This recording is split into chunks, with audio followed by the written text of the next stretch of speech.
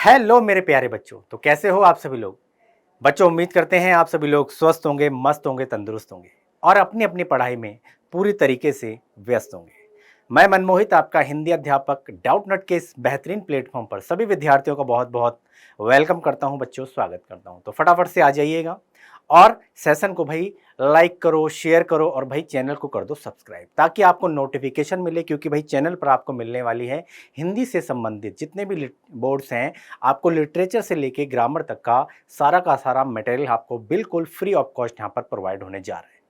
Clear हो गया? चलो जी, तो आज भाई कक्षा 10वीं की बारी है और 10वीं क्लास का जो पहला अध्याय है यानी कि गद्य खंड से हम शुरुआत करेंगे और सीधा व्याकरण तक हम इसको लेकर जाएंगे, कंप्लीट कोर्स कराएंगे। जो जो आपकी परीक्षा के अंदर सवाल आएंगे, जवाब आएंगे, कहाँ से बनेंगे, पद्य खंड से क्या आता है, गद्य खंड से क्या आता है, ये सारा का सारा पोर्शन हम आपको इस चैनल के माध्यम से हम आपको प्रोवाइड कराने जा रहे हैं। तो भाई गद्य खंड से शुरुआत कर देंगे और पहला ही चैप्टर है वो है आपकी मित्रता। जी हाँ, जिसके लेखक हैं आचार्य रामचंद्र शुक्ल। जब गद्यांश पढ़ रहे होते हैं तो भाई जिसने भी वो लेख लिखा होता है वो लेखक कहलाता है, और जब पद्यांश की तरफ चलते हैं, जब कविताएं होती हैं तो वो कवि के रूप में बदल जाता है। ठीक है भाई, बात समझ में आ गई। पद्यांश में कवि होते हैं और गद्यांश में लेखक होते हैं। क्लियर हो गया? चलो, तो आचार्य रामचंद्र शुक्ल द्वारा लिखित है ये मित्रता। और भाई आप देखो 10वीं क्लास के अंदर हो तो भाई बच्चों, मैं आपको बता दूं, इस पाठ को पाठ की तरह ना पढ़ना, इस चीज को समझना, ऑब्जर्व करना और इसको अपने दैनिक जीवन में उसको उतारने की कोशिश करना। क्योंकि अगर आपने ऐसा किया तो मैं निश्चित रूप से बता सकता हूं कि जो पाठ है, अगर आप सही तरीके से पढ़ोगे तो आने वाले समय में बहुत ही ज़्यादा इंपॉर्टेंट रोल प्ले करेगा आपके जीवन के अंदर, कि भाई किस तरीके से मित्रों का चुनाव करें, किस तरीके से अच्छे मित्र ढूंढे जाएं। क्योंकि हम अपने माता पिता के साथ होते हैं, बहन भाई के साथ होते हैं, अपने घर में होते हैं, अपने गार्जियंस के नज़रों के सामने होते हैं, तो बात कुछ और होती है। लेकिन जब हम किसी से मित्रता करते हैं तो मित्रता जो होती है कि भाई मित्रता एक इंसान को अच्छे रास्ते पर लेकर जा सकती है, और मित्रता ही जो होती है वो एक इंसान को गलत राह पर लेकर जाती है। अब आप ये चुनाव कैसे करेंगे कि अच्छा मित्र कौन है, खराब मित्र कौन है? क्लियर? क्या ये सभी हमारे मित्र हैं? है ना? तो आज आपको समझने की कोशिश करना होगा। आज इस पाठ के माध्यम से आपको बहुत कुछ समझने के लिए मिलेगा। तो फटाफट से पेन उठाओ, कॉपी उठाओ, फटाफट से लग जाइएगा, क्योंकि हम इस पाठ के माध्यम से आज ये जानेंगे कि आखिर सच्चे और जिसको बोलते हैं विश्वास पात्र मित्र आखिर होते कौन है। तो काफी हद तक आपको चीजें समझ में आ जाएंगी कि आपके इर्द गिर्द जो लोग हैं, क्या वो वाकई में आपके मित्र हैं। चलिए भाई, तो कर दें शुरुआत। चलो भाई, कर देते हैं शुरुआत और ये देखते हैं कि भाई आज हम अध्ययन क्या करने वाले हैं, आज हम क्या पढ़ेंगे इस लेक्चर के अंदर। और आचार्य रामचंद्र शुक्ल का जीवन परिचय यानी कि प्रमुख रचनाएं हो गई, साहित्यिक योगदान, मित्रता पाठ की हम करेंगे व्याख्या। साथ ही साथ गद्यांशों के आधार पर कुछ प्रश्न और उत्तर बनते हैं, तो हम आपको प्रश्न उत्तर बताएंगे, साथ ही साथ बहुवैकल्पिक प्रश्न भी आपको बताने जा रहे हैं। क्लियर है? तो फटाफट से ध्यान से, सबसे पहला काम मैंने स्टार्टिंग में भी बोला है, अभी भी बोल रहा हूं कि भाई इसको कर दो, लाइक करो, शेयर करो और भाई ज्यादा से ज्यादा हो सकता है भाई इसको फॉरवर्ड कर दो। क्योंकि भाई 10वीं का क्लास यानी कि 10वीं का जो बोर्ड की परीक्षाएं होती हैं वो हर विद्यार्थी के लिए बहुत ही इंपॉर्टेंट होती हैं। क्लियर हो गया? और बहुत सारे ऐसे लोग होते हैं जिनको प्लेटफॉर्म की तलाश होती है, बहुत सारे लोग ऐसे होते हैं जो पढ़ना तो चाहते हैं लेकिन उनके पास पैसे नहीं होते। तो भाई हम बिल्कुल फ्री ऑफ कॉस्ट आपको अपने इस प्लेटफॉर्म के माध्यम से आपको क्लास मुहैया करा रहे हैं। तो फटाफट से यार इसको शेयर कर दो। क्लियर है? चलो जी, कर देते हैं शुरुआत। तो एक छोटा सा संक्षिप्त जीवन परिचय लेते हैं पहले। तो जन्म कब हुआ था? 4 अक्टूबर 1884। भाई परीक्षा के अंदर ये ध्यान में रखना, किसी भी लेखक के बारे में पढ़ रहे हो, किसी भी कवि के बारे में पढ़ रहे हो, किसी लेखिका या कवित्री के बारे में, आपने क्या करना है, जन्म का वर्ष याद रखना है, मृत्यु का वर्ष याद रखना है, शिक्षा, दीक्षा, जन्म स्थान, ये सारी की सारी चीजें आपको पता होनी चाहिए। क्लियर है? तो भाई जन्म स्थान अगोना यानी बस्ती उत्तर प्रदेश में, पिता इनके थे चंद्रबली शुक्ल। मृत्यु कब हुई थी? 2 फरवरी 1941 को। क्लियर? तो ये पहला तो ये 4 अक्टूबर 1884 इनका जन्म हुआ था और मृत्यु 2 फरवरी 1941। क्लियर है? ये ध्यान में रखना। भाषा की बात करी जाए तो खड़ी बोली में ही लिखा करते थे। क्लियर है, ये संक्षिप्त परिचय है। अब आपको संक्षिप्त परिचय अगर आ जाएगा तो भाई आप 4-4 लाइनें अपनी तरफ से इसमें ऐड ऑन करके एक बेहतरीन जीवन परिचय आप लिख दोगे परीक्षा के अंदर, आपको कहीं देखने की जरूरत नहीं है। क्लियर हो गया, बात समझ में आ गई। तो इसीलिए संक्षिप्त आपके बाद अब ध्यान से अगर पढ़ो तो भाई आपने जो संक्षिप्त जीवन परिचय आपने पढ़ा है, अब देखो डिटेल में 4-4 लाइनें इसमें ऐड करते जाओ। क्लियर है। तो भाई हिंदी के प्रतिभा संपन्न मूर्धन्य समीक्षक एवं युग प्रवर्तक साहित्यकार आचार्य रामचंद्र शुक्ल का जन्म 1884 में बस्ती जिले के अगोना नामक ग्राम के एक संभ्रांत परिवार में हुआ था। किसमें हुआ था? संभ्रांत परिवार। यानी कि आपने देखा होगा बहुत सारे लोग हैं, कवि हैं, कवित्री हैं, बहुत सारे ऐसे लोग होते हैं जिनका परिवार जो होता है बहुत गरीबी में जीवन जीते हैं, बहुत गरीबी में जीवन जीते हैं और इनके घर के अंदर ऐसी परिस्थितियां नहीं होती हैं कि भाई वो पढ़ लिख सकें। लेकिन ये एक संभ्रांत परिवार से थे, यानी कि संभ्रांत यानी कि संपन्न परिवार से थे। इनके घर में सभी लोग अच्छे खासे पढ़े लिखे थे, क्लियर है, वेल सेटल्ड थे और पैसे की भी कोई दिक्कत नहीं थी। तो संभ्रांत परिवार में इनका जन्म हुआ था। इनके पिता चंद्रवली शुक्ल मिर्जापुर के कानूनगो थे। क्लियर। इनकी माता अत्यंत विदुषी और धार्मिक महिला थीं और इनकी प्रारंभिक शिक्षा दीक्षा अपने पिता के पास जिले की राढ़ तहसील में ही हुई और इन्होंने मिशन स्कूल से मित्रता जो है वो 73 की परीक्षा उत्तीर्ण की। क्लियर हो गया। गणित में कमजोर होने के कारण ये आगे नहीं पढ़ सके। भाई हर किसी व्यक्ति की कोई ना कोई एक तो ताकत होती है और एक होती है कमजोरी। जाहिर सी बात है, बहुत सारे लोग हैं जो गणित में वीक होंगे, बहुत सारे लोग साइंस में थोड़े से वीक होते हैं, बहुत सारे इको में वीक होते हैं, इकोनॉमिक्स में। क्लियर हो गया, बात समझ में आ गई। तो अगर आप किसी सब्जेक्ट में वीक हैं तो इसका मतलब ये नहीं है कि आप आगे चल के तरक्की नहीं कर सकते, आगे चल के एक अच्छा मुकाम हासिल नहीं कर सकते। जाहिर सी बात है। तो अगर आपको लगता है कि मैं मैथ में वीक हूँ तो आज यहाँ से प्रेरणा लो कि भाई शुक्ल जी भी जो थे मैथ में वीक थे, लेकिन आगे चलकर साहित्य में अपना उच्चतम स्थान जो इन्होंने बनाया वो काबिल तारीफ है। क्लियर हो गया। इन्होंने एफ यानी इंटरमीडिएट की शिक्षा इलाहाबाद से ली, किंतु परीक्षा से पूर्व विद्यालय छूट गया। इसके पश्चात इन्होंने मिर्जापुर के न्यायालय में नौकरी आरंभ कर दी और ये नौकरी इनके स्वभाव के अनुकूल नहीं थी। हर कोई व्यक्ति, कहते नहीं है कि एक व्यक्ति काम करता है मजबूरी में करता है और एक जो व्यक्ति कार्य कर रहा तो मन लगा के करता है। तो अगर आप जो कोई कार्य कर रहे हो तो आप ये देखिए कि भाई इस कार्य में मुझे आनंद आ रहा है, क्या मुझे प्रसन्नता हो रही है। तो ये जो काम किया करते थे उसमें इनको जो है अच्छा नहीं लगा, इनके स्वभाव के अनुकूल नहीं थी ये नौकरी और अतः मिर्जापुर के मिशन स्कूल में चित्रकला के अध्यापक हो गए।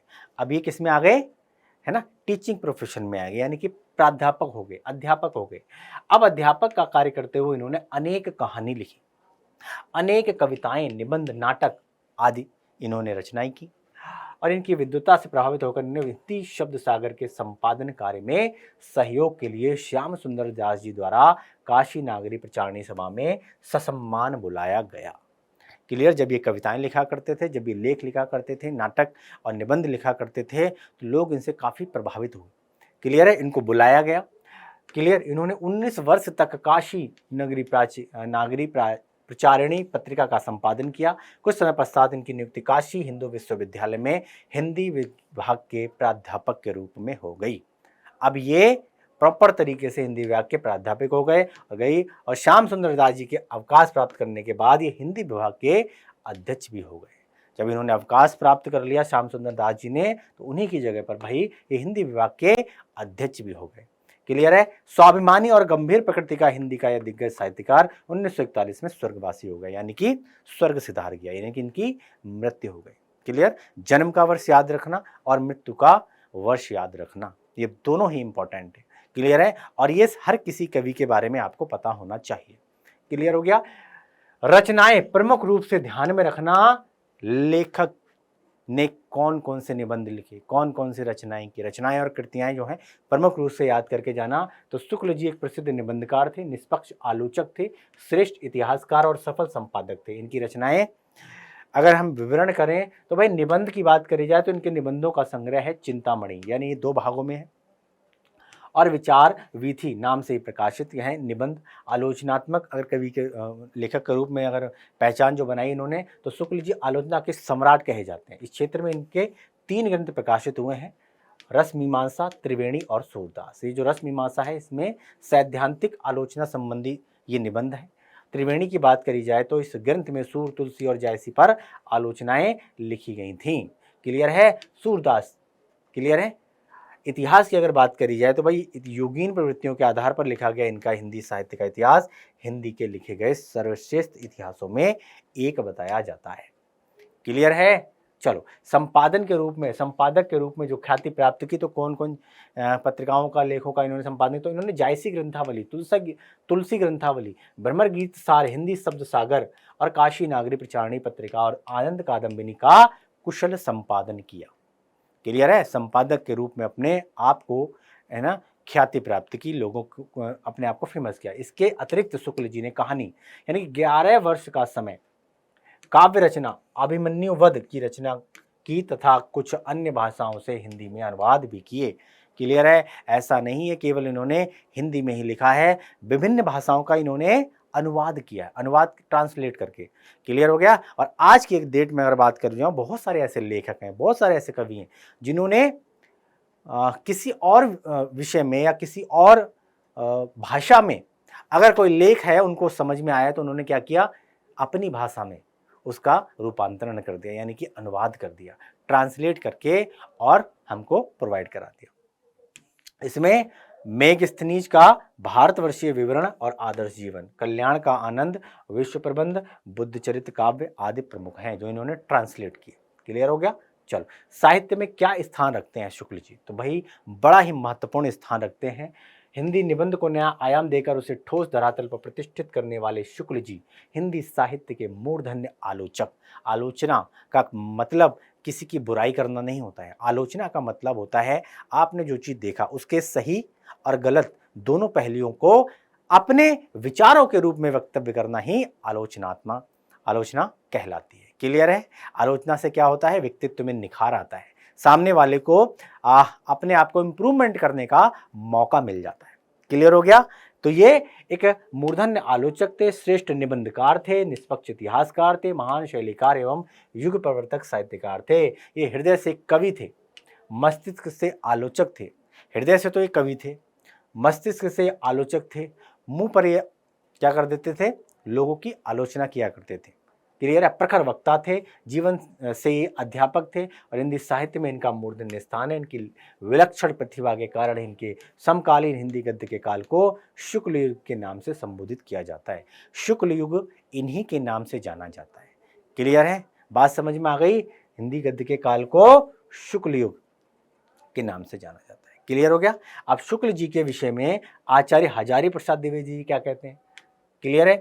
जिस व्यक्ति ने जो कोई कार्य ऐसा किया है जिससे उसकी ख्याति प्राप्त हुई, उसने कुछ ना कुछ तो ऐसा किया होगा, वरना इतने बड़े बड़े विद्वान इनके बारे में ऐसा ना लिखे। तो भाई आचार्य हजारी प्रसाद द्विवेदी ने कहा है कि भैया आचार्य शुक्ल उन महिमाशाली लेखकों में है जिनकी प्रत्येक पंक्ति आदर के साथ पढ़ी जाती है।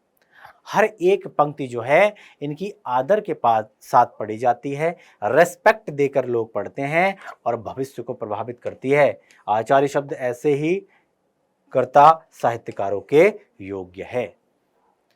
क्लियर है? इनके नाम के आगे आचार्य ऐसे ही नहीं लिखा है। आचार्य एक उपाधि के तौर पे देखी जाती है।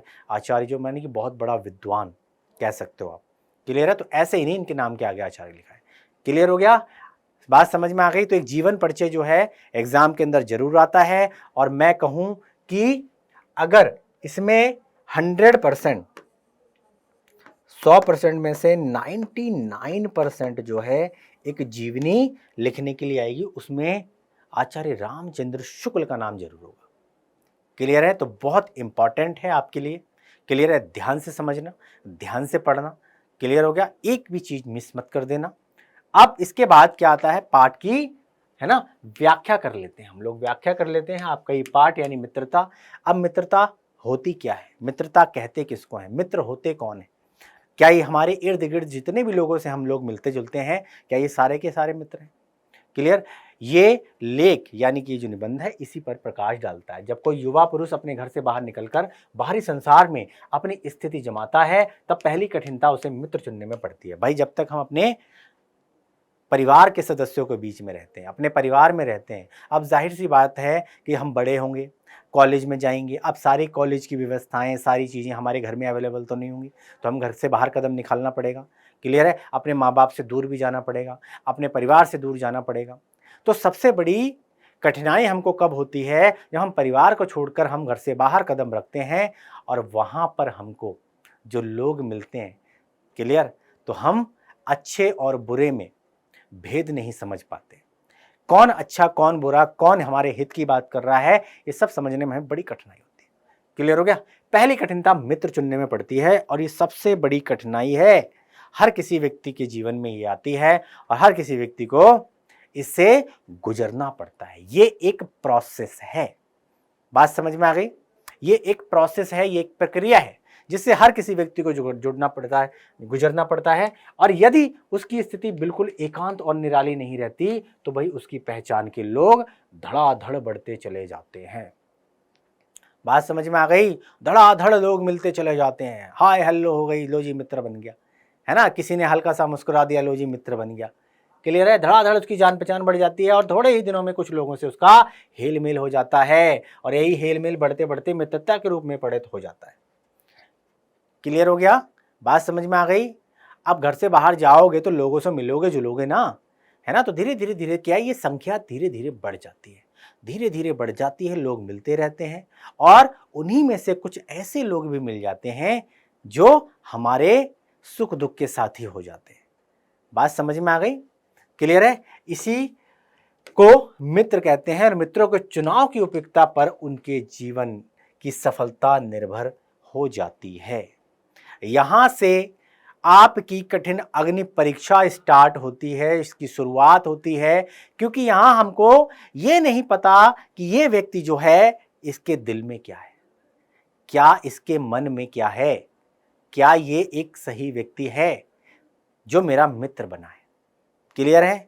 अब यहीं से संगत का असर पड़ता है, यानी कि अगर अच्छी संगत मिली तो भाई अच्छे इंसान बनोगे और गलत संगत मिली तो भाई बुराई के रास्ते पर चल पाओगे।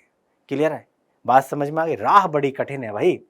क्लियर हो गया? यहीं से आप जीवन का जो सही दिशा है वो तय करने के लिए आपको मशक्कत करनी पड़ती है, क्योंकि संगति का गुप्त प्रभाव हमारे आचरण पर बड़ा भारी पड़ता है। हम लोग ऐसे समय में समाज में प्रवेश करके अपना कार्य आरंभ करते हैं जबकि हमारा चित्त कोमल और हर तरह का संस्कार ग्रहण करने योग्य रहता है। हमारे भाव अपरिमार्जित और हमारी प्रवृत्ति अपरिपक्व रहती है।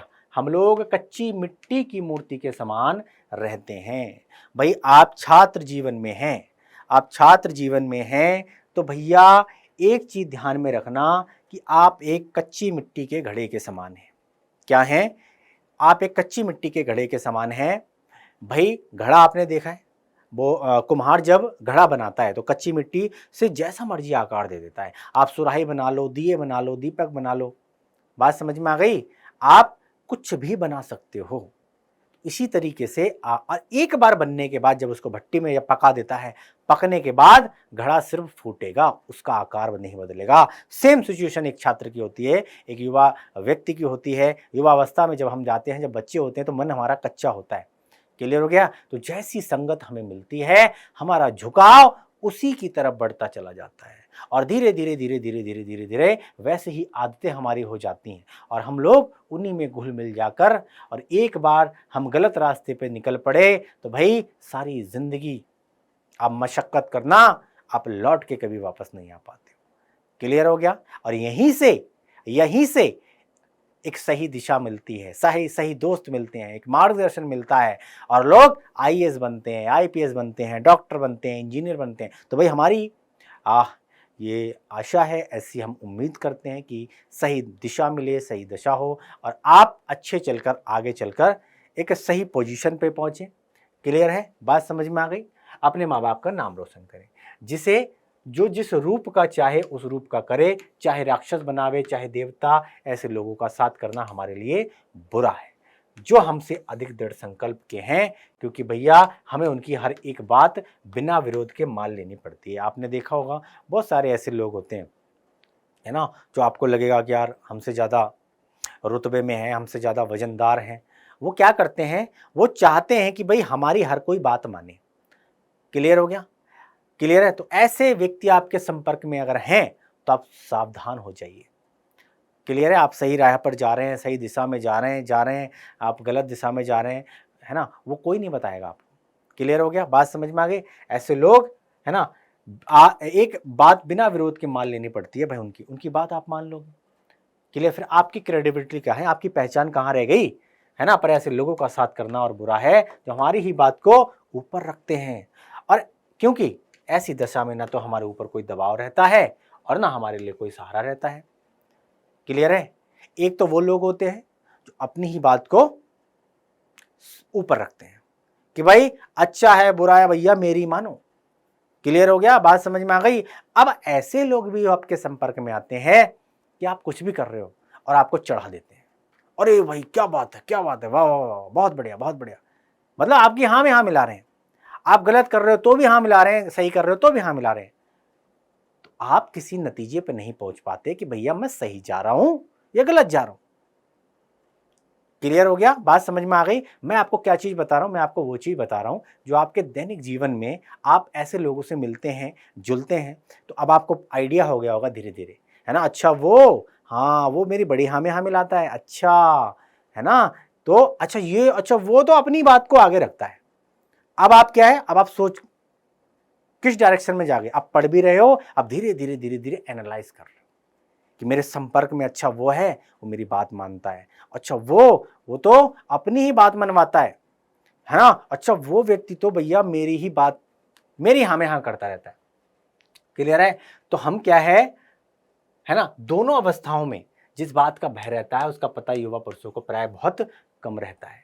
क्लियर है? अब हमको यही नहीं पता चलता कि सही बात क्या है और गलत बात क्या है। क्लियर हो गया? बात समझ में आ गई? यदि विवेक से काम लिया जाए तो ये भय नहीं रहता, पर युवा पुरुष प्राय विवेक से कम काम लेते हैं।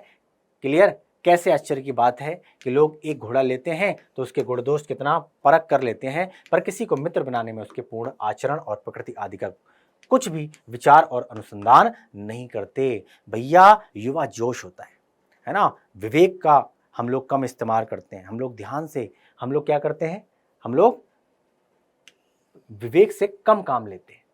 क्लियर हो गया? भावनाओं में बह जाते हैं हम लोग। क्लियर हो गया? अब एक चीज यहां पर एग्जाम्पल दिया गया है कि भाई आपने एक घोड़ा पाला, आप घोड़ा पाला, उसके गुण दोष कितनी बारीकी से आप छानबीन करते हो। क्लियर? लेकिन आप एक मित्र बना रहे हो, आपने ये भी नहीं देखा कि उसका मन निर्मल है, क्या उसके मन में कोई खोट तो नहीं है, क्या ये मेरा एक सच्चा साथी बनेगा, है ना। तो एक जानवर को पालने के लिए आप दुनिया भर की छानबीन करते हो, एक मित्र जो आपके साथ रहेगा, आपका सहपाठी बनेगा, आपके सुख दुख का साथी बनेगा, आपके साथ साथ चलेगा, उसकी कोई छानबीन नहीं करते हो आप। क्लियर है भाई? वे उसमें सब बातें अच्छी ही अच्छी मानकर अपना पूरा विश्वास जमा लेते हैं। क्लियर है? बात समझ में आ गई? और हंसमुख चेहरा, बातचीत का ढंग, थोड़ी चतुराई या साहस से ही दो चार बातें किसी में जोड़ कर लोग चटपट उसे अपना बना लेते हैं। आपने देखा होगा, होता ही नहीं होता है ना। और जो यार बड़े प्यार से किसी ने हंस लिया, अरे बात प्यार से किसी ने कोई काम कर दिया, क्लियर, चटपटी बातें कर दी, इधर उधर की बातें हाँक दी, लो जी बन गया दोस्त, है ना। अब आप क्या करते हो, उसके साथ हो लेते हो, उसको अपना समझ बैठते हो। क्लियर हो गया? अब बजाय इसके जाने किसके मन में क्या है, बजाय एनालाइज किए कि ये मेरा मित्र बनने लायक है या नहीं है, आपने फटाक से उसको अपने, है ना, उसमें ला दिया। क्लियर है? अपने संपर्क में आपने ले आए और अपना उसने मित्र बना लिया आपने। क्लियर? हम लोग ये नहीं सोचते कि मैत्री का उद्देश्य क्या है तथा जीवन के व्यवहार में उसका कुछ मूल्य भी है। हम लोग इस पर विचार ही नहीं करते, हम लोग विवेक से काम ही नहीं लेते, क्योंकि क्या, कच्ची मिट्टी का घड़ा, है ना, हमारा मन बड़ा कोमल होता है, चंचल होता है, हम लोग विवेक से काम नहीं लेते हैं। क्लियर हो गया? ये बात हमें नहीं सूझती कि एक ऐसा साधन है जिससे आत्मशिक्षा का कार्य बहुत सुगम हो जाता है। एक प्राचीन विद्वान का वचन है, विश्वास पात्र मित्र से बड़ी भारी रक्षा रहती है। जिसे ऐसा मित्र मिल जाए उसे समझना चाहिए कि खजाना मिल गया। बहुत बड़ी बात, बहुत बड़ी बात है। हर किसी के जीवन में ऐसा मित्र होना चाहिए। और अगर कोई विश्वास पात्र का मतलब है कि भाई आप आंख बंद करके उस पर विश्वास कर सको, और जीवन में अगर आपको ऐसा व्यक्ति मिल गया तो आप समझ लेना आपको खजाना मिल गया। आपको खजाना मिल गया, जीवन के अंतिम समय तक वो आपका साथ देगा। खुद दुख सहेगा, तकलीफ सहेगा, लेकिन आपको कभी दुखी या तकलीफ में नहीं देख पाएगा। ऐसा व्यक्ति बड़े ही भाग्य से मिलता है, मैं कहूंगा सौभाग्य से मिलता है। और अगर आपके जीवन में अगर ऐसा व्यक्ति है, आप अगर रो रहे हो, है ना, उसकी आंखों से आंसू आ जाए, आप अगर तड़प रहे हो, उसकी आंखों से आंसू आ जाए, है ना, ऐसा व्यक्ति हर किसी के जीवन में होना चाहिए।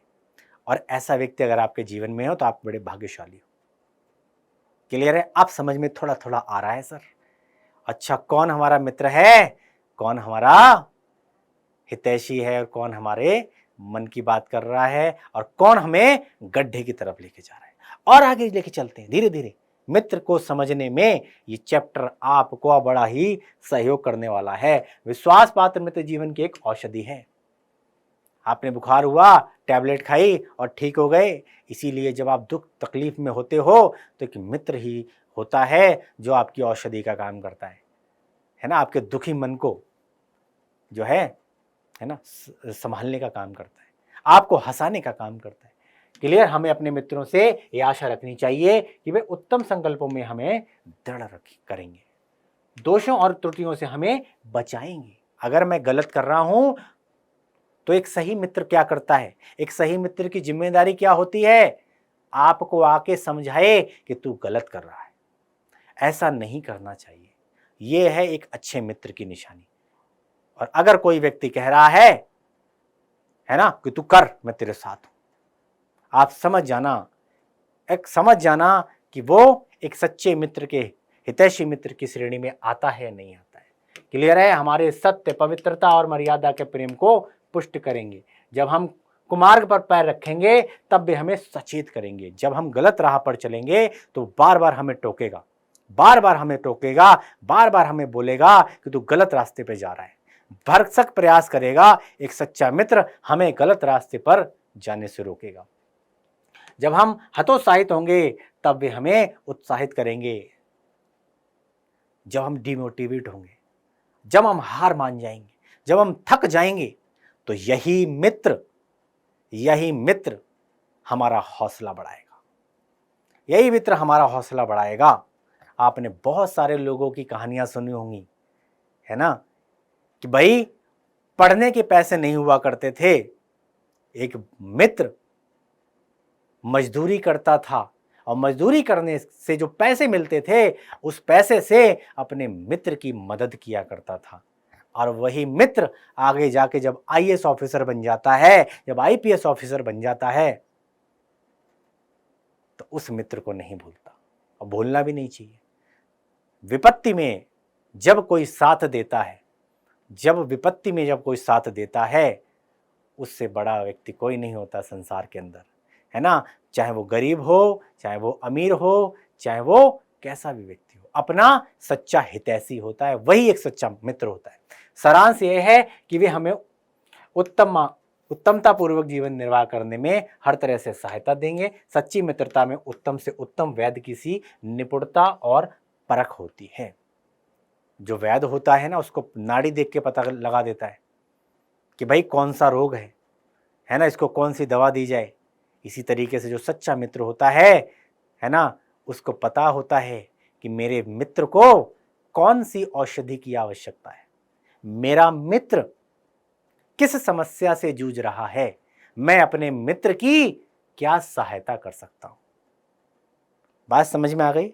यस। अच्छी से अच्छी माता का सधैर्य और कोमलता होती है। ऐसे ही मित्रता करने का प्रयत्न पुरुष को करना चाहिए। क्लियर है? बात समझ में आ गई? हमें चूजी बनना पड़ेगा। चुनाव, एक सही मित्र का चुनाव करना।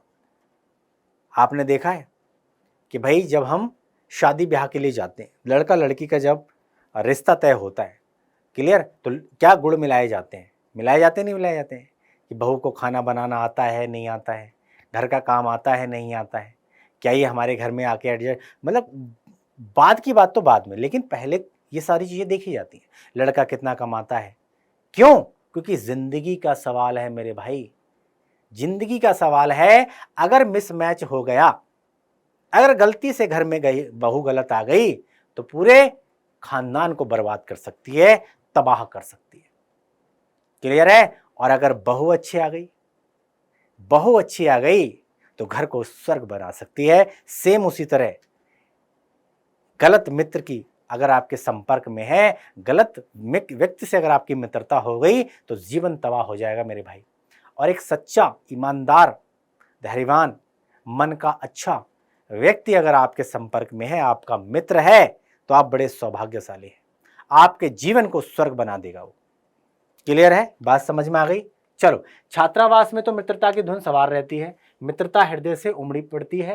पीछे के जो स्नेह बंधन होते हैं उसमें ना तो उतनी उमंग रहती है, ना उतनी खिन्नता, है ना। जो छात्रावास में लोग रहते हैं, आपने देखा होगा, लोग मित्र बनाने की, है ना, दोस्त फ्रेंडशिप करने की, मित्र बनने की बड़ी उत्सुकता होती है ना, नया नया जोश होता है। क्लियर? धुन सवार रहती है मित्र बनाने की। क्यों? क्योंकि घर से बाहर है, जहाँ मम्मी नहीं, पापा नहीं, भाई नहीं, बहन नहीं, किसी की रोक नहीं, टोक नहीं, तो जो कुछ है भैया यही है हमारे, हैं तो क्या रहते, उत्सुकता रहती है। क्लियर? बाल मैत्री में जो मग्न करने वाला आनंद होता है, जो हृदय को भेदने वाली ईर्ष्या और खिन्नता होती है, वह और कहाँ।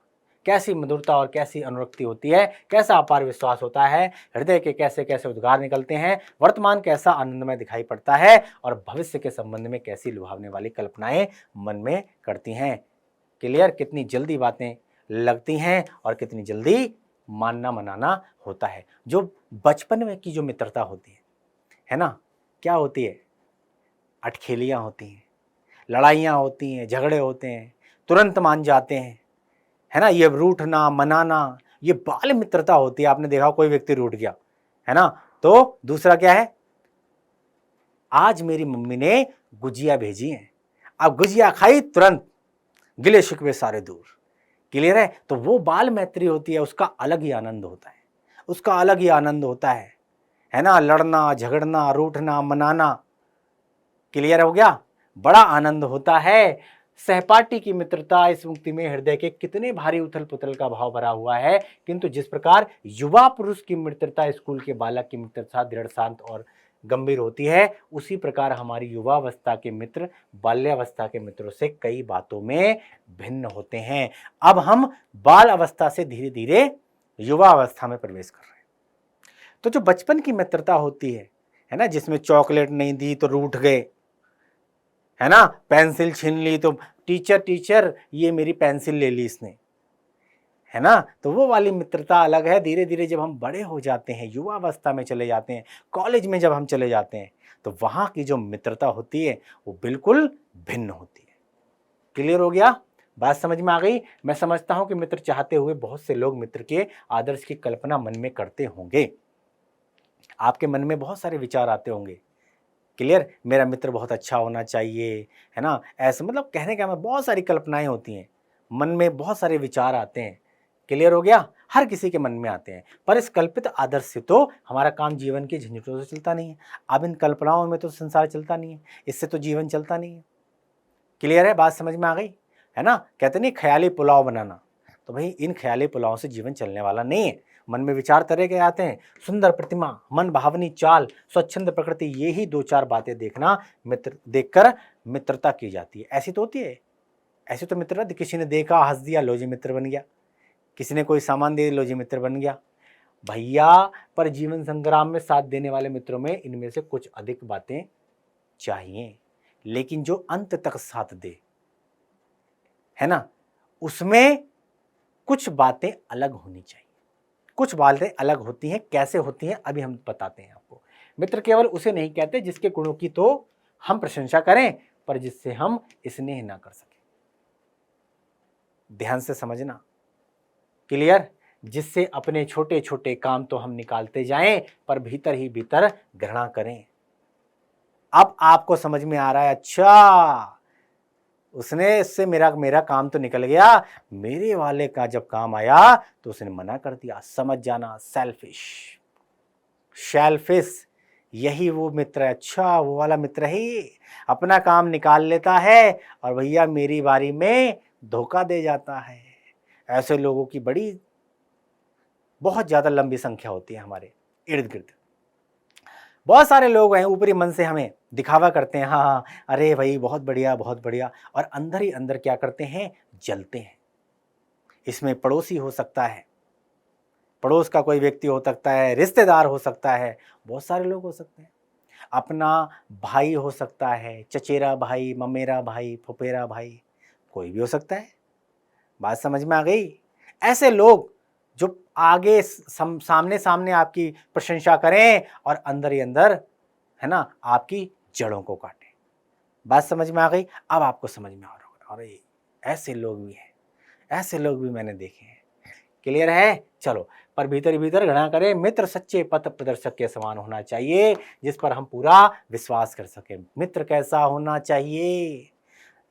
जिस पर अपने से भी ज्यादा भरोसा हो।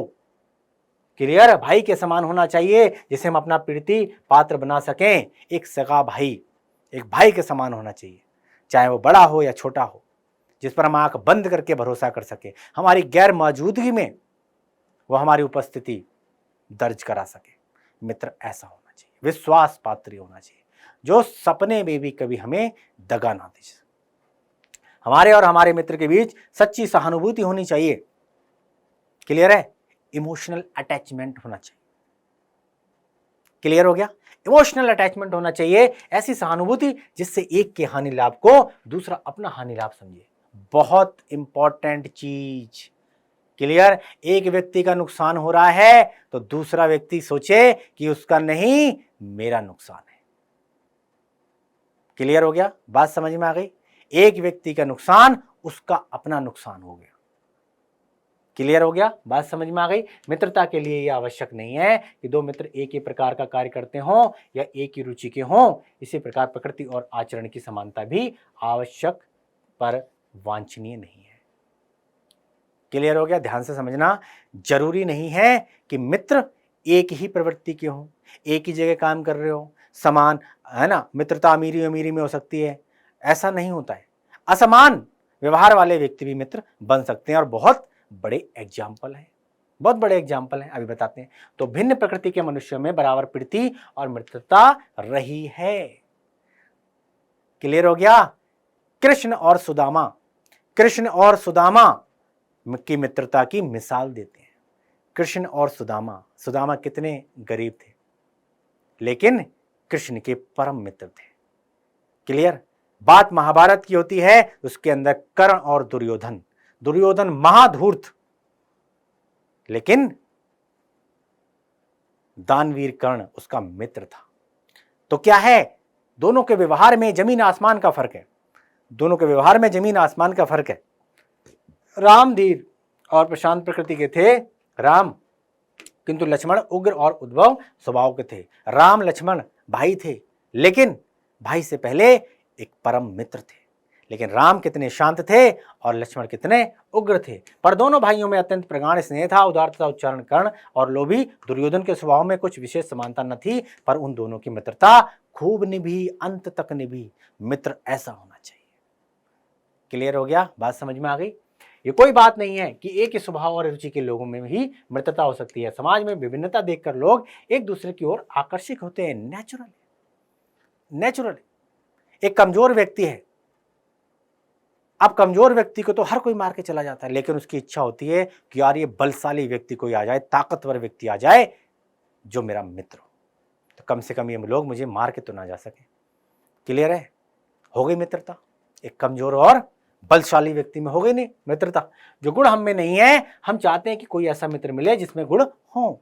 अब ताकत हम में नहीं है, लेकिन हम चाहते हैं कोई ऐसा मित्र बने हमारा, ऐसा व्यक्ति हमारा परम मित्र हो, परम स्नेही हो, जो बलशाली हो, ताकतवर हो। क्लियर हो गया? बात समझ में आ गई? चलो भाई, चिंताशील मनुष्य प्रफुल्लित चित्त का साथ ढूंढता है और निर्बल बलि का साथ ढूंढता है। अभी बताया हमने। धीर उत्साही का साथ ढूंढता है, उच्च आकांक्षा वाला चंद्रगुप्त युक्ति और उपाय के लिए चाणक्य का मुंह ताकता है। क्लियर। नीति विशारद अकबर मन बहलाने के लिए बीरबल की ओर देखता है। तो ये सभी एक परम मित्र के उदाहरण हैं। बात समझ में आ गई? क्लियर हो गया? तो जरूरी नहीं है विषम व्यवहार वाले व्यक्तियों में भी परम मित्रता हो सकती है नहीं, होती है। क्लियर है? अनेक इतिहास में आपको अनेक उदाहरण मिल जाएंगे आपको देखने के लिए। तो भाई मित्र कैसा होना चाहिए? मित्र ऐसा होना चाहिए तो सुख दुख का साथी हो। आपके जीवन में अगर आप सही राह पर जा रहे हैं तो आपको क्या करे? प्रोत्साहित करें। क्लियर। आपके पास धन नहीं है, आपके पास संसाधन नहीं है, तो कहीं से भी कर लाए और आपके लिए संसाधन मुहैया कराए। क्यों? क्योंकि वो व्यक्ति आपको आगे बढ़ते हुए देखना चाहता है। क्लियर है? बात समझ में आ गई? मित्र वो है जो आपको गड्ढे में गिरने से बचाए। मित्र वो है जो आपको सही राह दिखाए। मित्र वो है जो आप अगर उदास हो तो खुद उदास हो जाए। मित्र वो है जो आप खुशी हो तो आपकी खुशी में पूरे मोहल्ले में जाकर लड्डू बंटवा दे। क्लियर है? बात समझ में आ गई? क्लियर है? ऐसे व्यक्ति, अब आपने पूरा सिनेरियो देखा। जब आपने पूरा सिनेरियो देखा तो आपको गिने चुने लोग मिलेंगे, गिने चुने लोग मिलेंगे, 2 या 3 लोग आपको मिलेंगे। ठीक है? पूरा का पूरा अगर बात करी जाए, पूरी की पूरी अगर बात करी जाए तो 1 या 2 व्यक्ति हैं, 1 या 2 व्यक्ति मिलेंगे आपको, 1 या 2 व्यक्ति मिलेंगे आपको। क्लियर है? अब आप कहोगे जी हमारी लिस्ट में 150 लोग थे, 200 लोग थे, है ना, फलाने वहां 200 लोग, यहाँ 300 लोग, और आप कह रहे हो ऐसा व्यक्ति, तो आप देखोगे तो उंगलियों पर गिनोगे 2-4 लोग ही होंगे। उनमें से भी एक आध ऐसा लोग होता है। आपको कोई इमरजेंसी पड़े, आप किसी को फोन करो, आधे लोग आपको रात में फोन नहीं उठाएंगे। आधे लोग, अगर उनमें से कुछ लोगों ने भी फोन उठा लिया तो कहेंगे बस मैं आ रहा हूं, और आते आते रात से सुबह हो जाएगी, वो आ ही रहे होते हैं। और उनमें से एक व्यक्ति ऐसा होता है बिना चप्पल के, है ना, पैंट भी नहीं पहना, कच्छे में उठ के चला आता है, निक्कर में ही चला आता।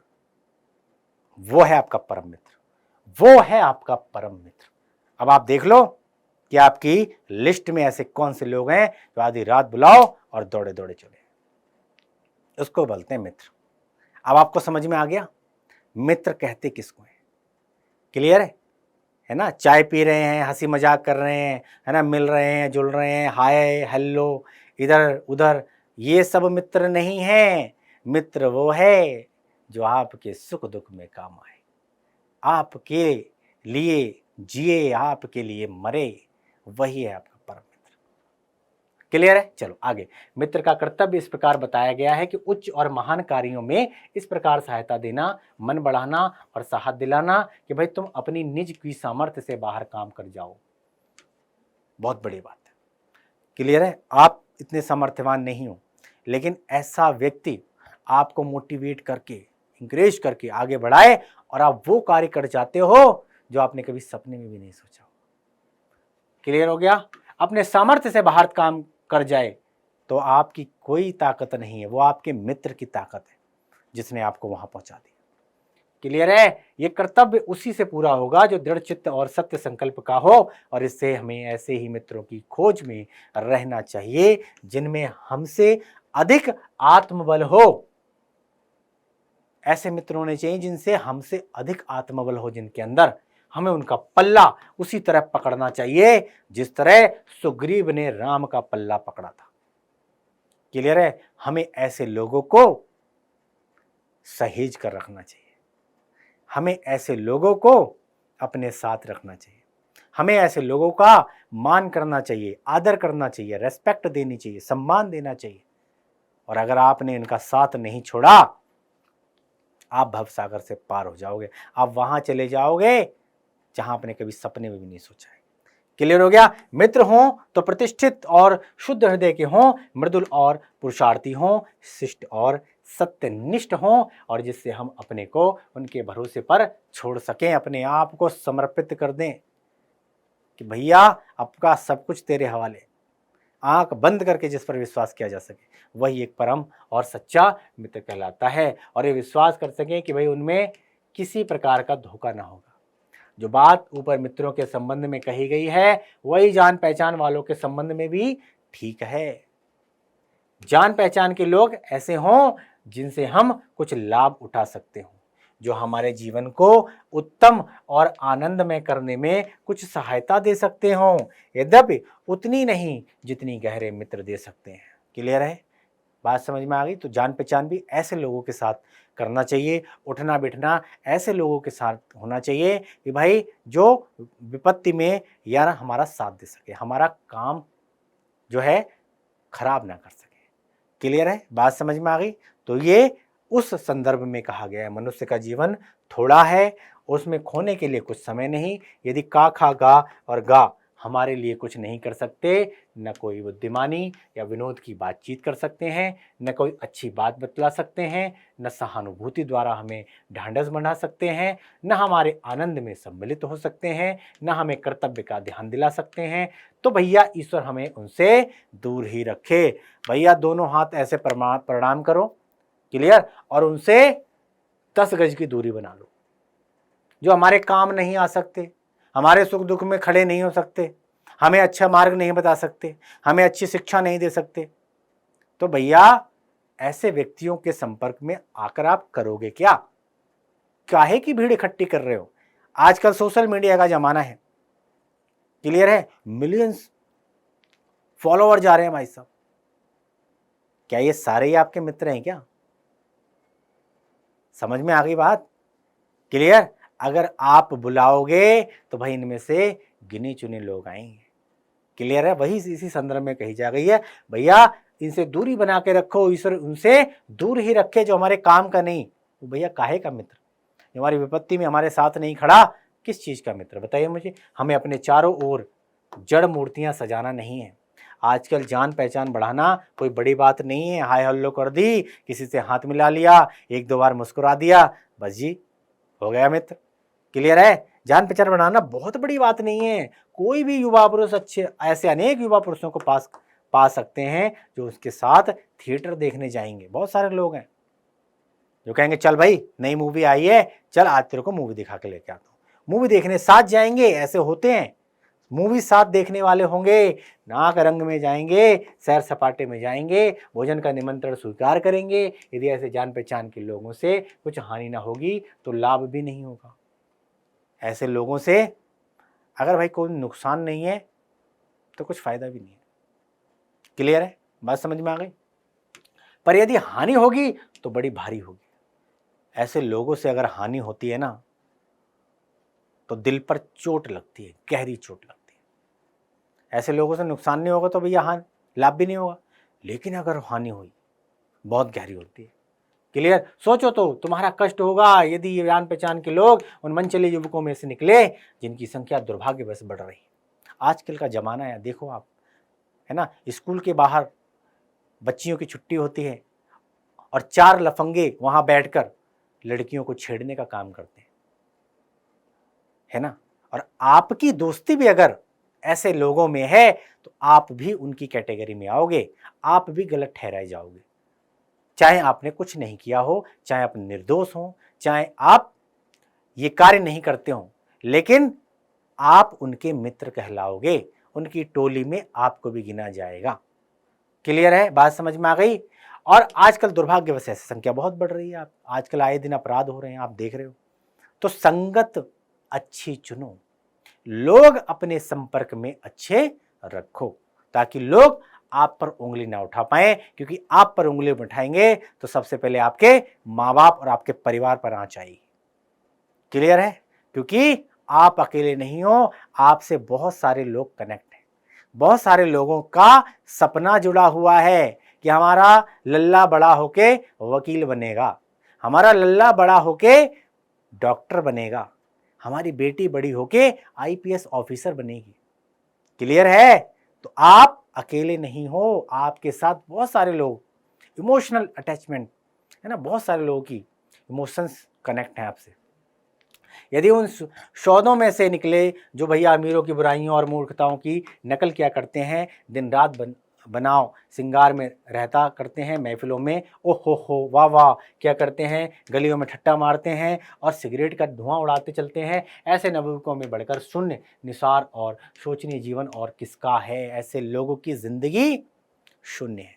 ऐसे लोग कुछ नहीं कर सकते, सिर्फ अपराध की दुनिया में अपना नाम आगे कर सकते हैं। और वो चाहो कि भाई सोशल काम करें, आगे अच्छे विचार हों, आचार हों, ऐसा व्यक्ति जो है इन सब चीज़ों से दूर है ना। इनका जीवन नरक से भी बदतर है। क्लियर है। अच्छी बातों के सच्चे आनंद से कोसों दूर हैं। उनके लिए न तो संसार में सुंदर और मनोहर कवि हुए हैं और न संसार में सुंदर आचरण वाले महात्मा हुए हैं। कैसे? ऐसे लोगों की नज़र में। क्लियर। और उनके लिए न तो बड़े बड़े वीर अद्भुत कर्म कर गए हैं और न बड़े बड़े ग्रंथकार ऐसे विचार छोड़ गए। उनके लिए सब बेकार है, सब किताबी ज्ञान सब बेकार है। जबकि किताबों से बुद्धि का विकास होता है, आपकी बुद्धि खुलती है। अभी जो पाठ है ये आपके किताब का ही तो पाठ है, आपकी किताब का ही तो पाठ है ना। अब देखने को तो ऐसे लोग कहेंगे कि ये क्या पढ़ा रहे हो आप, लेकिन अगर ध्यान से पढ़ो तो आज मैंने आपको जीवन का सार पढ़ा दिया। क्लियर है। अगर आपके जीवन में ऐसा मित्र है तो आप बहुत आगे तक जाओगे। और आपकी संगत अगर ऐसे लफंगों के बीच में है तो भैया आपका कुछ नहीं हो सकता, ना इनका हो सकता ना आपका हो सकता। जिनसे मनुष्य जाति के हृदय में सात्विकता की उमंगें उठती हैं, उनके लिए फूल पत्तियों में कोई सौंदर्य नहीं है। ऐसे व्यक्ति के लिए कोई सारा सब नीरस है, कहीं हरियाली नहीं है, सब मुरझाई हुई हैं, सारी चीज़ें हैं, कोई दिक्कत सौंदर्य नहीं, झरनों के कलकल में मधुर संगीत नहीं, अनंत सागर तरंगों पर गंभीर रहस्यों का आभास नहीं, और उनके भाग्य में सच्चे प्रयत्न और पुरुषार्थ का आनंद नहीं, उनके भाग्य में सच्ची प्रीति का सुख और कोमल हृदय की शांति नहीं, जिनकी आत्मा अपने इंद्रिय विषयों में ही लिप्त है और उनका हृदय नीचाशयों और कुत्सिल विचारों में कलुषित है। ऐसे नाशोन्मुख प्राणियों को दिन दिन अंधकार में पतित होते देख कौन ऐसा होगा जो तरस न खाएगा। ऐसा व्यक्ति धीरे धीरे धीरे धीरे धीरे धीरे धीरे उपहास का केंद्र बन जाता है। ऐसा व्यक्ति धीरे धीरे धीरे धीरे धीरे अपनी जिंदगी को है ना गहरे खाई में डाल लेता है, गड्ढे में डाल लेता है, और उसको पता भी नहीं चलता कि कब वो धीरे धीरे धीरे धीरे गलत रास्ते पे चला गया और अपनी जिंदगी को उसने नासुर बना लिया। क्लियर है। ऐसे लोगों पे तरस आता है भैया, हर कोई तरस खाएगा ऐसे लोगों पे। उसे ऐसे प्राणियों का साथ नहीं करना चाहिए। आपको ऐसे लोगों से दूर रहना चाहिए। क्लियर है। जो छल्ला उड़ा रहा है, सिगरेट फूंक रहा है, क्लियर हो गया, बात समझ में आ गई, गाली गलौज कर रहा है, हा हा हा ठाठा ठाठा, है ना, सुन सुन, मतलब जो इन चीज़ों में भोग विलासिता में अपना जीवन व्यतीत कर रहा है, तो भैया आप ऐसे लोगों से दूर रहो। क्लियर है। मकदूनिया का बादशाह डेमेट्रियस कभी कभी राज्य का सब काम छोड़ के अपने ही मील से 10-5 साथियों को लेकर विषय वासना में लिप्त रहा करता था। ये एग्जाम्पल दिया गया है। एक राजा था जो भैया काम काज से दूर होके वो क्या किया करता था, अपने मेल 10-5 साथियों को लिया और भैया विषय वासना में लिप्त रहा करता था। क्लियर है। और एक बार बीमारी का बहाना करके इसी प्रकार वो अपने दिन काट रहा था। एक बार भैया राजकाट जो मंत्री वगैरह होते हैं, वही उनसे सबको बोल दिया भैया बोल देना कि मैं बीमार हूँ। क्लियर। और वो गया कहाँ है, वो भोग विलासिता में व्यस्त है। राजकाट छोड़कर, राजपाट छोड़कर वो भोग विलासिता में व्यस्त है और अपने दिन धीरे धीरे काट रहा था। और इसी बीच उसका पिता उससे मिलने के लिए गया। इसी बीच उसका जो पिता था वो इससे मिलने पहुंच जाता है। किससे? उसी राजा से जो अपना राजपाट छोड़कर क्या कर रहा है, भोग विलास में लीन है, तल्लीन है। और भैया उसका पिता मिल जाता है और उसने एक हंसमुख जवान को कोठरी से बाहर निकलते हुए देखा। जब पिता ने देखा कि भैया एक हंसमुख जवान जो है उसकी कोठरी से बाहर निकल रही है, जब पिता कोठरी के भीतर पहुंचा तब डेमेट्रियन ने कहा कि भाई ज्वर ने मुझे अभी छोड़ा है। तो एकदम से सकपका सा गया है ना, पिता एकदम से आ जाए तो कहते नहीं, तो वो पिता को देखकर बोला कि ज्वर ने मुझे अभी अभी छोड़ा है, यानी कि मैं इतने दिनों से बीमार चल रहा था, बीमारी का बहाना बना के, तो मैं ज्वर से अभी अभी ग्रसित था, मैं ज्वर ने मुझे अभी अभी छोड़ा है। तो पिता ने कहा हाँ ठीक है, वह मुझे दरवाजे पर मिला था। कहते नहीं है कि अपनी कभी कभी लोगों की बातें दिल पर लग जाती हैं और वहाँ से उनका जीवन जो होता है ना ट्रांसफॉर्म हो जाता है। देखो कितने दिनों से ये सारी चीज़ें चल रही थी, लेकिन जब उसने कहा कि ज्वर ने मुझे अभी अभी छोड़ा है, क्योंकि उस सुंदरी को निकलते हुए उसके पिता ने देख लिया था। तो पिता ने कहा हाँ मुझे मालूम है, मुझे पता चला, मुझे दरवाजे पर जाते हुए वो अभी अभी मिला है वो ज्वर। क्लियर है? कुसंग का ज्वर सबसे भयानक होता है, कुसंगति का ज्वर सबसे भयानक होता है। क्लियर? ये केवल नीति और सद्गति का ही नाश नहीं करता, बल्कि बुद्धि का भी क्षय कर लेता है, हरण कर लेता है। क्लियर है? इंसान की सोचने और समझने की शक्ति क्षीण हो जाती है। वो ये नहीं सोच पाता कि क्या अच्छा है और क्या बुरा। क्लियर? किसी युवा पुरुष की संगति अगर बुरी होगी तो वह अपने उसके पैरों में बंधी चक्की के समान होगी, और जो उसे दिन दिन अवनति के गड्ढे में गिराती जाएगी, और यदि अच्छी होगी तो सहारा देने वाली बाहु के समान होगी, जो उसे निरंतर उन्नति की शिखर पर लेकर जाएगी। इंग्लैंड के एक विद्वान, अब दूसरा एग्जाम्पल, इंग्लैंड का जो एक विद्वान है उसको युवावस्था में एक राज दरबार में जगह नहीं मिली, और इस पर जिंदगी भर वो अपने भाग्य को सराहता रहा। जिंदगी भर वो अपने भाग्य को सराहता रहा कि बहुत बढ़िया है, जगह नहीं मिली। बहुत से लोग इसे अपना दुर्भाग्य समझते हैं। बताओ, राज दरबार में जगह न मिलना बहुत बड़ी बात होती है, लेकिन वो सराहता रहा कि अच्छी बात है। पर वो अच्छी तरह जानता था कि वहां पर बुरे लोगों की संगति में पड़ता। वो अच्छी तरीके से जानता था कि अगर मुझे जगह मिल जाती तो मैं भी भोग विलासिता में लीन हो जाता, और मैं भी जो है कुसंगति में पड़ जाता, उसकी आध्यात्मिक उन्नति में बाधक होते। क्लियर है? बहुत से लोग ऐसे होते हैं इनके घड़ी भर के साथ से भी बुद्धि भ्रष्ट हो जाती है। क्लियर है? क्योंकि भैया निगेटिव चीजें जल्दी आती हैं दिमाग के अंदर, पॉजिटिव चीजें डालनी पड़ती हैं। क्लियर है?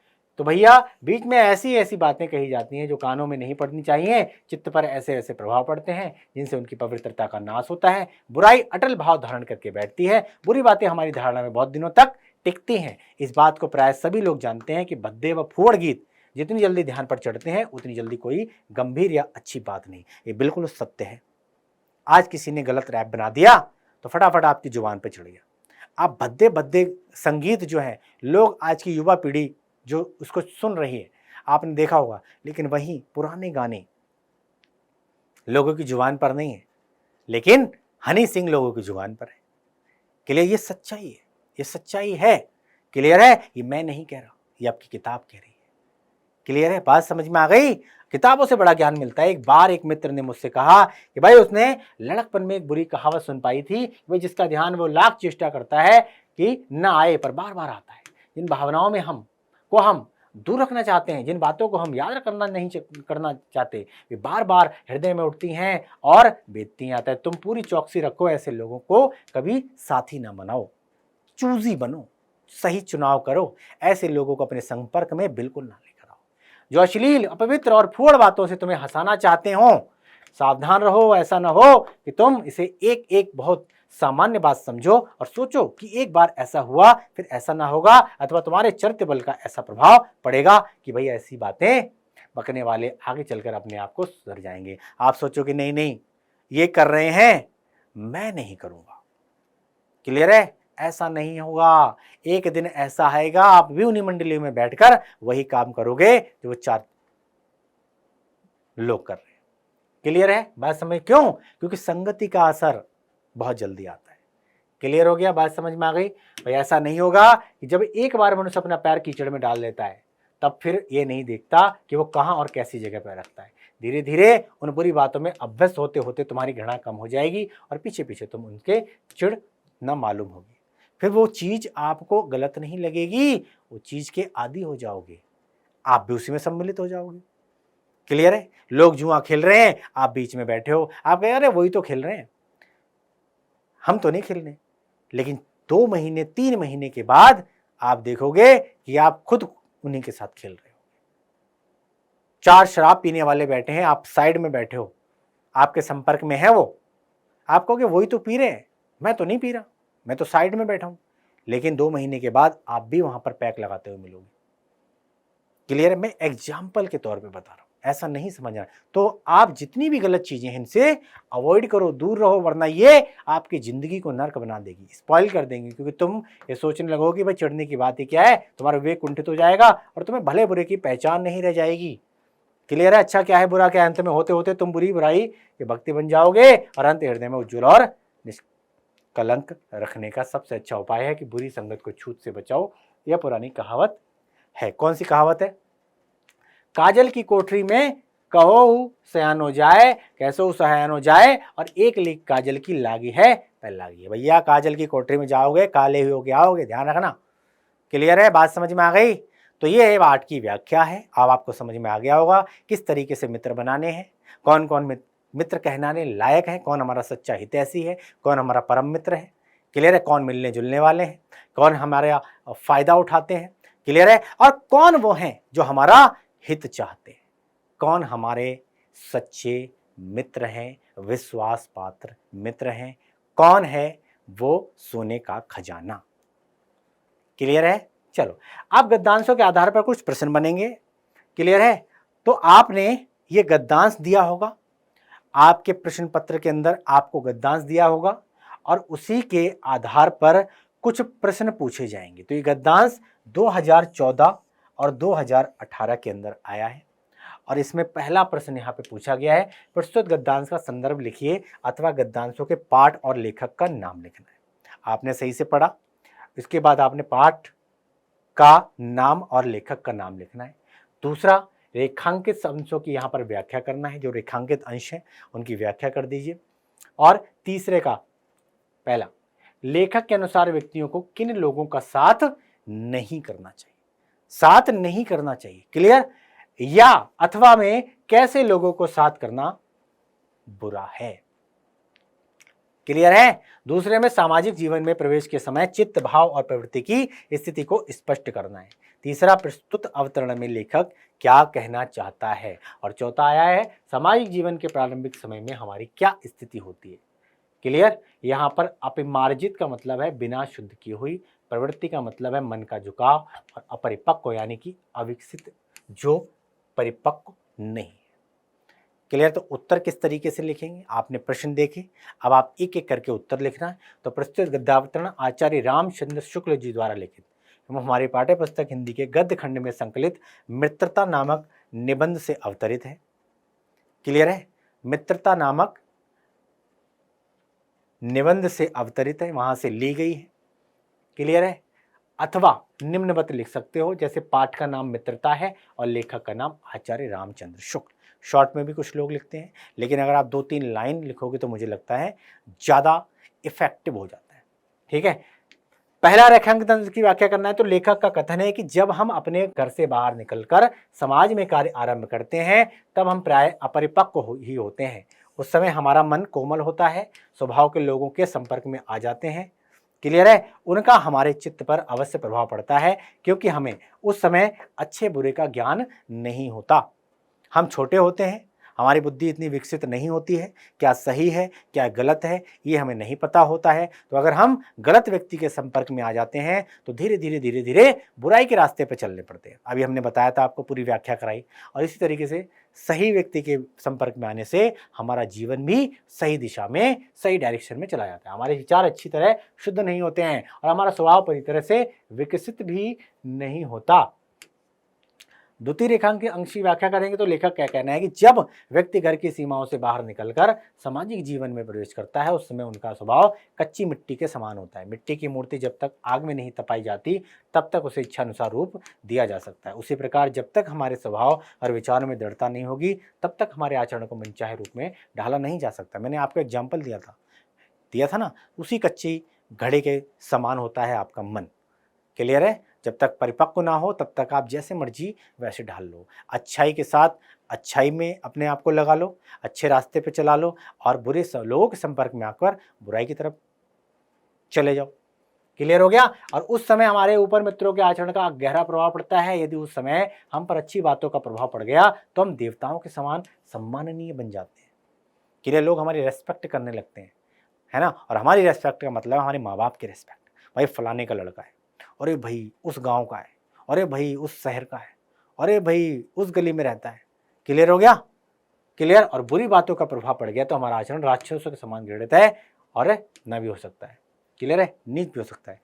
तीसरे की व्याख्या में क्या करेंगे, हमें ऐसे लोगों की संगति नहीं करनी चाहिए जिनकी इच्छा शक्ति हमसे अधिक सबल और संकल्प हमसे अधिक दृढ़ हो, और इसका कारण यह अपनी बात वे चाहे अच्छी हो या बुरी हमसे बिना विरोध के, है ना, मनवा लेंगे।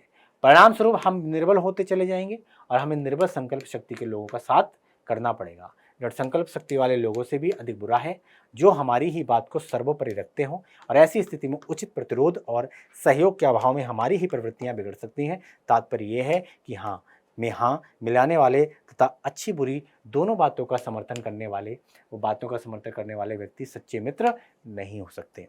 क्लियर हो गया? हमारी हाँ में हाँ मिला रहे हैं, क्लियर है, हमको बड़ा बना रहे हैं, हमको चढ़ा रहे हैं, हमको ये नहीं पता चल रहा कि हम सही रास्ते पे हैं गलत रास्ते पे हैं, ऐसा व्यक्ति भी हमारा सच्चा मित्र, सच्चा हितैषी नहीं हो सकता है। तो लेखक के अनुसार हमें दो प्रकार के लोगों के साथ नहीं करना चाहिए। कैसा? पहला, ऐसे लोगों जिनकी हर बात हमें बिना विरोध के माननी पड़े, और दूसरा, ऐसे लोग सदैव हमारी बात को महत्व प्रदान करें अथवा ऊपर रखें। ये दोनों ही व्यक्ति गलत हैं, ये दोनों ही व्यक्ति हमारा अहित चाहते हैं। एक व्यक्ति जो हमसे हर कीमत पे अपनी बात मनवा रहा है, एक व्यक्ति वो जो हमारी हर बात में हाँ में हाँ मिला रहा है। ये दोनों ही व्यक्ति भाई हमारे लिए, है ना, सही साबित नहीं हो सकते। चलो, दूसरा, सामाजिक जीवन में प्रवेश के समय हमारे भाव अच्छी तरह से शुद्ध नहीं होते, हमारा चित्त कोमल होता है और हमारी प्रवृत्ति पूर्ण रूप से परिपक्व नहीं होती। प्रस्तुत अवतरण में लेखक कहना चाहता है कि भैया किशोरावस्था सबसे अधिक संवेदनशील और क्रियात्मक अवस्था होती है, और इस अवस्था में उचित अनुचित का विवेक नहीं होता, अतः मित्रों का चयन करते समय विशेष जागरूकता रखनी चाहिए। और चौथे का उत्तर है कि सामाजिक जीवन के प्रारंभिक समय में हमारी स्थिति कच्ची मिट्टी की मूर्ति के समान होती है और इच्छा अनुसार कोई भी स्वरूप दिया जा सकता है। क्लियर है? तो ये पहले गद्यांश के जो प्रश्न है उनके उत्तर। इसी तरीके से दूसरा गद्यांश आपने दिया, ये दूसरा गद्यांश 2009 के अंदर आया है, 2009 में आया है। अब यहां से आपने गद्यांश देखा, अब इसके कुछ प्रश्न आपको पूछ लिए जाएंगे, उनके कैसे उत्तर दोगे? तो पहले प्रश्न आपने देखना है, प्रस्तुत गद्यांश के पाठ और लेखक का नाम बताना है, रेखांकित की व्याख्या, प्रस्तुत अवतरण में लेखक क्या कहना चाहता है, और दूसरे में सामान्यतः लोग व्यक्ति में क्या देखकर उससे मित्रता कर लेते हैं, और तीसरा, सामान्य रूप से व्यक्ति मैत्री के समय क्या नहीं देखता। चटपट का मतलब क्या है? चटपट का मतलब यहां शीघ्र है, मित्र यानी दोस्त, उद्देश्य लक्ष्य, विश्वास पात्र यानी विश्वास करने योग्य। क्लियर हो गया? क्लियर हो गया? चलो आगे बढ़े। तो उत्तर में क्या है?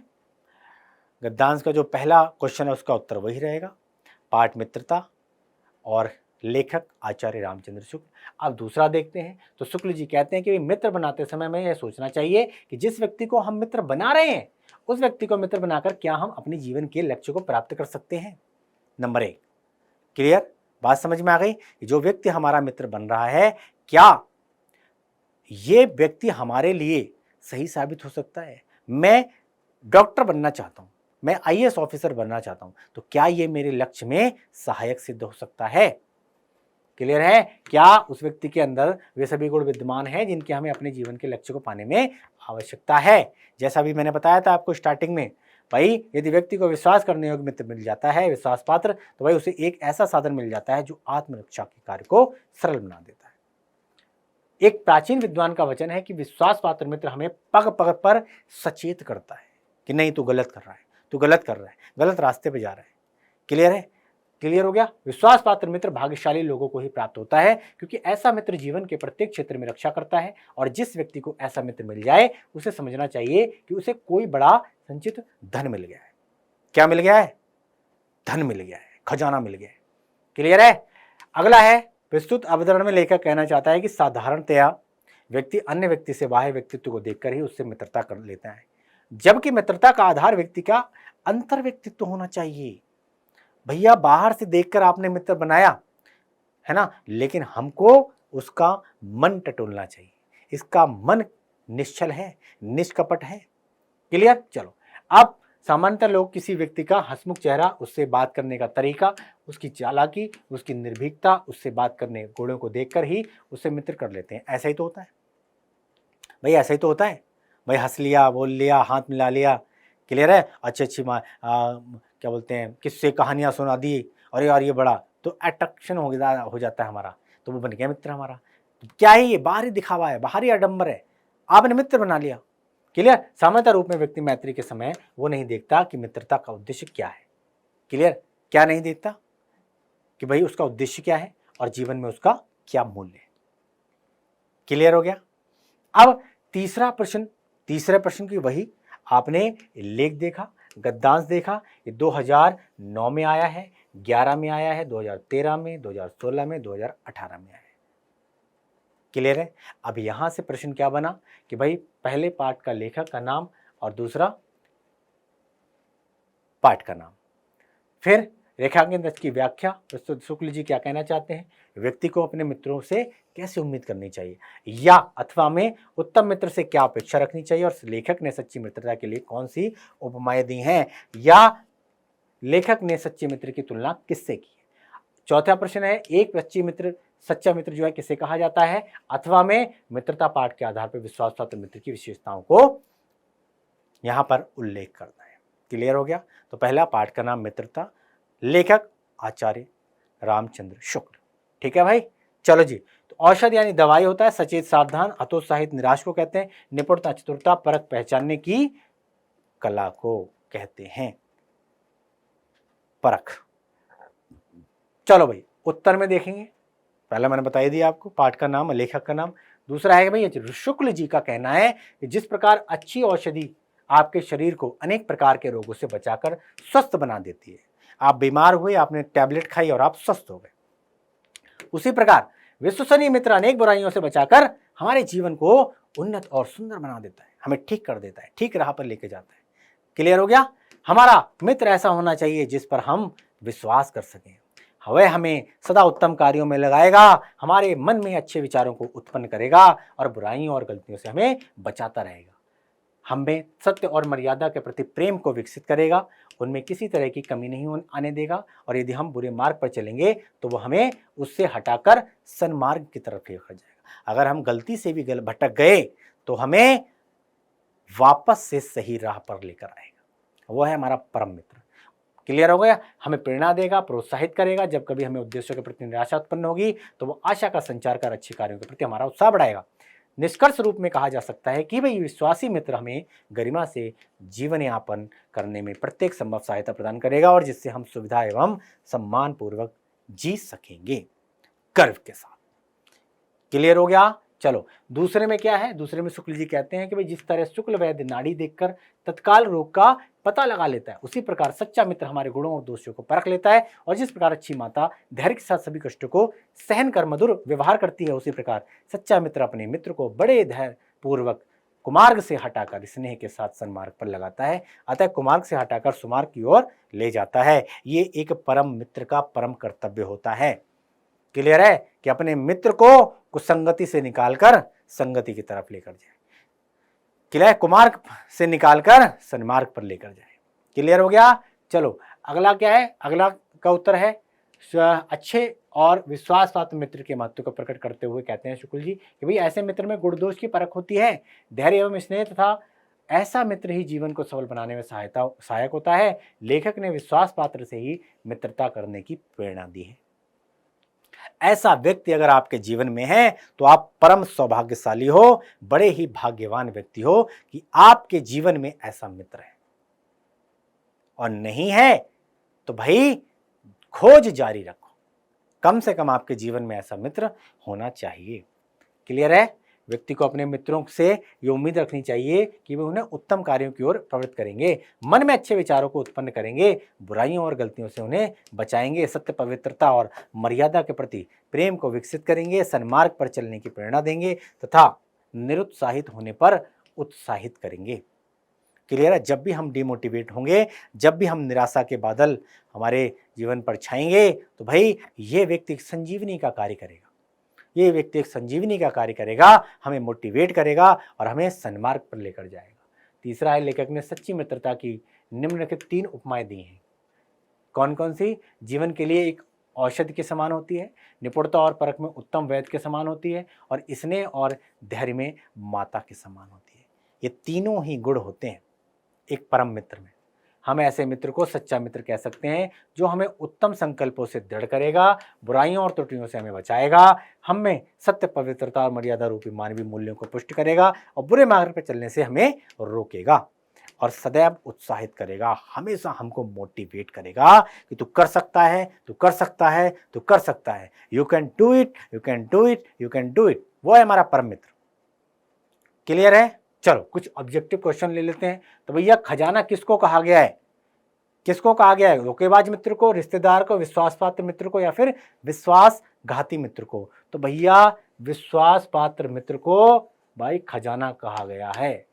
अगला है, युवक को संसार में अपनी स्थिति जमाने में पहली कठिनाई क्या होती है? भैया घर परिवार से निकलकर जब हम दीन दुनिया में बाहर कदम रखते हैं तो कठिनाई क्या होती है सबसे पहले हमारे जीवन में? एक अच्छे घर की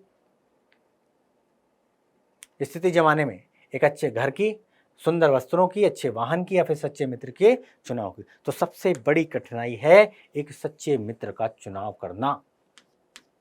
क्लियर है? बात समझ में आ गई? क्लियर हो गया? चलो जी, तो ऑलमोस्ट हमने सारी की सारी चीजें कंप्लीट कर ली। जीवनी आपको करा दी, पाठ की व्याख्या करा दी, सब्जेक्टिव को या गद्यांश के आधार पर कुछ प्रश्न उत्तर थे वो करा दिए, हमने कुछ ऑब्जेक्टिव भी ले लिए। क्लियर? और इसी के साथ हमारा ये आज का चैप्टर बेटा कंप्लीट होता है। क्लियर है? तो धन्यवाद, थैंक यू वेरी मच। इसको लाइक करो, शेयर करो, चैनल सब्सक्राइब करो फटाफट से। तो मिलते हैं बच्चों नेक्स्ट क्लास में एक नई एनर्जी के साथ, एक नए अध्याय के साथ। नमस्कार, धन्यवाद, जय हिंद।